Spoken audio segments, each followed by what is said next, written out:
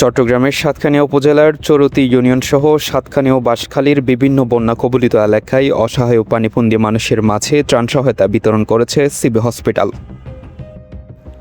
বাঁশখালীর চাঁদপুর বাজারে অবস্থিত প্রতিষ্ঠানটি বন্যায় ক্ষতিগ্রস্ত পরিবারের মাঝে খাদ্য সামগ্রী ও প্রয়োজনীয় ত্রাণ সামগ্রী পৌঁছে দেয়। সিবি হসপিটালের প্রতিনিধিরা জানান, দুর্যোগের এই সময়ে মানবিক দায়িত্ববোধ থেকে ক্ষতিগ্রস্ত মানুষের পাশে দাঁড়ানোর এই উদ্যোগ নেওয়া হয়েছে। বন্যার কারণে দীর্ঘদিন পানিবন্দী থাকা মানুষের কষ্ট লাঘবে তাদের এই কার্যক্রম পরিচালিত হচ্ছে। স্থানীয় বাসিন্দারা জানান, সিবি হসপিটাল বিভিন্ন সময় সামাজিক ও মানবিক কর্মকাণ্ডে অংশ নিয়ে মানুষের পাশে দাঁড়িয়েছে। প্রাকৃতিক দুর্যোগে অসহায় মানুষের সহায়তা এবং বিভিন্ন জনকল্যাণমূলক উদ্যোগে প্রতিষ্ঠানটির ভূমিকা প্রশংসনীয়।